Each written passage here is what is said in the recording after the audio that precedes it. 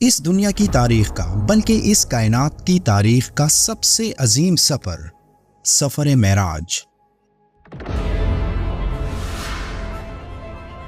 जिसमें आप सल्लल्लाहु अलैहि वसल्लम ने वक्त के इंतहाई कलील वक्त में आसमानों का सफ़र किया। आज वाकई मेराज पर सबसे ज़्यादा एतराज़ मुल्हिदीन को है, जो ये कहते हैं कि ऐसा कुछ मुमकिन ही नहीं। लेकिन आज की जदीद साइंस इनके इस एतराज़ की नफ़ी करते हुए ये साबित कर चुके हैं कि ऐसा मुमकिन हुआ था। हज़रत मूसा अलैहिस्सलाम ने जब अल्लाह को देखने की ख्वाहिश की तो अल्लाह ने फरमाया कि उस सामने पहाड़ को देख, मैं उस पर अपना जलवा डालूंगा। अगर ये पहाड़ खड़ा रहा तो तुम मुझे देख पाओगे। फिर कुछ देर बाद अल्लाह का जलवा उस पहाड़ पर जाहिर हुआ, लेकिन पहाड़ उस जलवे को बर्दाश्त ना करते हुए रेजा रेजा हो गया और हज़रत मूसा अलैहिस्सलाम उस मंजर को देखकर बेहोश हो गए।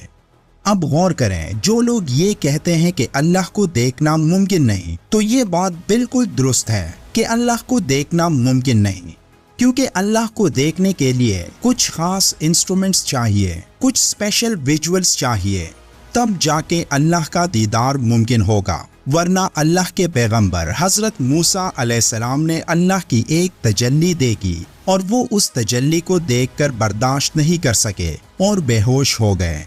अब वो इक्विपमेंट्स या विजुअल उस वक्त लगाए गए जब हज़रत मोहम्मद सल्लल्लाहु अलैहि वसल्लम के पास एक रात हज़रत जिब्राईल अलैहिस्सलाम तशरीफ़ लाए, जब आपके सीने मुबारक को खोला गया और उनके दिल मुबारक को जमजम से धोया गया, जब आपने इरशाद फरमाया कि उस वक्त मेरे सीने को हिकमत और इल्म से भर दिया गया।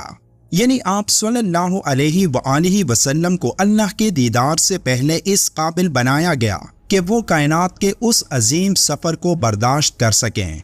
अब अगर कोई मुल्हिद ये सवाल करे कि इसका सबूत क्या है, तो इसका सबसे बड़ा सबूत दौर हाजिर में आइंस्टाइन की थ्योरी ऑफ रिलेटिविटी है। आइंस्टाइन ने थ्योरी ऑफ रिलेटिविटी में ये बात साबित की कि रोशनी की रफ्तार 1,86,000 मील फी सेकंड है। यहाँ ये बात काबिल जिक्र है कि रोशनी की रफ्तार मील में है, किलोमीटर में नहीं। और कभी ऐसा वक्त आए कि अगर एक इंसान रोशनी की रफ्तार का 90% पा ले और उससे सफ़र करे तो उस पर वक्त आधा रह जाता है।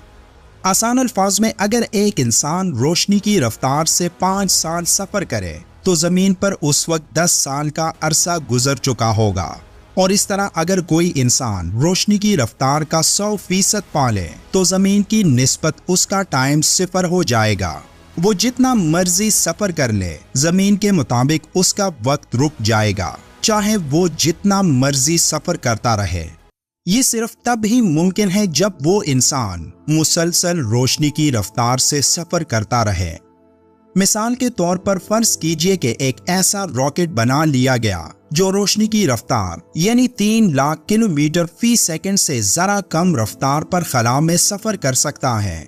जब रॉकेट का अमला मुसलसल 1 साल तक उसी रफ्तार से खला में सफ़र करने के बाद वापसी का सफ़र भी उसी तेज़ी से ज़मीन पर लौटता है, तो उन्हें इल्म होता है कि ज़मीन पर उनकी गैर मौजूदगी को एक तवील अरसा गुजर चुका।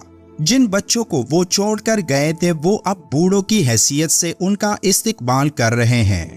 वो हैरान हो जाते हैं कि उन्होंने तो सफ़र में सिर्फ 1 या 2 साल गुजारे हैं, तो उन पर इतनी मुद्दत कैसे गुजर गई।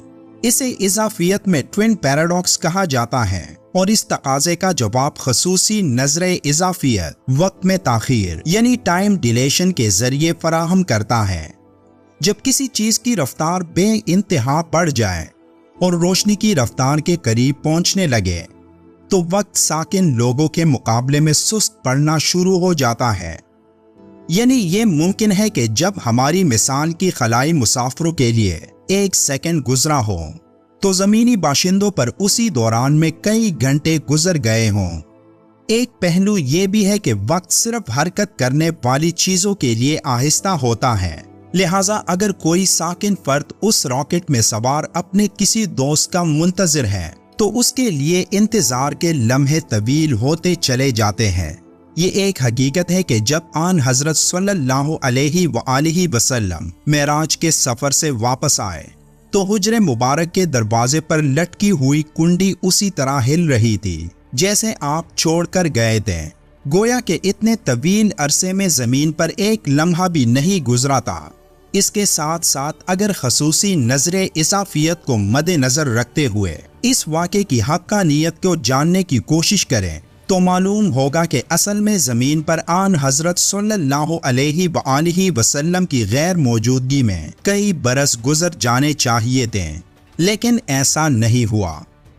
हजरत जिब्राईल अलैहिस्सलाम ने आप सल्लल्लाहु अलैहि वसल्लम को बुराक पर सवार किया।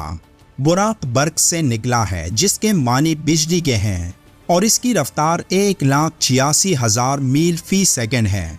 अगर कोई वक्त के घोड़े पर सवार हो जाए तो वक्त उसके लिए ठहर जाता है, यानी अगर आप 1,86,000 मील फी सेकंड की रफ्तार से चलें तो वक्त बिल्कुल रुक जाता है। हालांकि वो आदमी अपने आप को चलता हुआ महसूस करेगा, लेकिन कायनात उसके लिए वही थम जाती है जब उसने वक्त और फासले को काबू में कर लिया हो। और जो ही वो वक्त के घोड़े से उतरेगा तो वक्त की घड़ी फिर से टिक टिक शुरू कर देगी। वो आदमी चाहे पूरी कायनात की सैर करके आ जाए, बिस्तर गर्म होगा, कुंडी हिल रही होगी और पानी चल रहा होगा। बिजली का एक बल्ब 1,86,000 मील के फासले पर रख दें, स्विच दबाएं तो 1 सेकंड में वो बल्ब जलने लगेगा।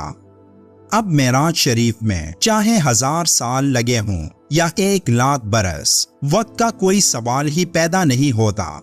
तो अब सवाल यह है कि आप सल्लल्लाहु अलैहि वसल्लम ने उस रात अल्लाह को कैसे देखा। इस बारे में सहाबा कराम के दौर से इख्तिलाफ चला आ रहा है। बाज़ सहाबा की राय ये है कि हुजूर सल्लल्लाहु अलैहि वसल्लम ने अल्लाह ताला को अपनी उन आंखों से नहीं देखा। उनकी दलील कुरान करीम की ये आयत है कि निगाहें उसका अहाता नहीं कर सकती। लेकिन अक्सरियत सहाबा और ताबीन की राय यही है कि हुजूर सल्लल्लाहु अलैहि वसल्लम ने जिस्मानी आंखों से भी और दिल की आंखों से भी अल्लाह ताला को देखा, क्योंकि खुद आप सल्लल्लाहु अलैहि वसल्लम से पूछा गया कि क्या आपने अपने रब को देखा, तो आपने फरमाया कि हाँ। हजरत अबू ज़र गफारी रज़ियल्लाहु ताला अन्हु फरमाते हैं कि मैंने रसूलुल्लाह सल्लल्लाहु अलैहि वसल्लम से पूछा कि क्या आपने अपने रब को देखा था, तो आपने फरमाया कि मैंने अपनी आंखों से नूर के हिजाब को देखा था। रसूलुल्लाह का अल्लाह को देखने का सबसे बड़ा सबूत कुरान खुद है, जहां सूरे अन-नजम की आयत नंबर 17 और 18 में अल्लाह फरमाता है, और उनकी आंख ना किसी और तरफ माइल हुई और ना हद से बढ़ी, जिसको तकना था उसी पर जमी रही। बेशक उन्होंने मेराज की शब अपने रब की बड़ी निशानियां देखी। ये अल्लाह के अल्फाज हैं और अल्लाह के अल्फाज को कोई मुल्हिद, कोई इंसान और कोई जिन गलत साबित नहीं कर सकता। वीडियो के आखिर में एक बार दुरूद शरीफ पढ़ना मत भूलिएगा। मिलते हैं एक और मालूमाती वीडियो में, तब तक के लिए अल्लाह हाफिज।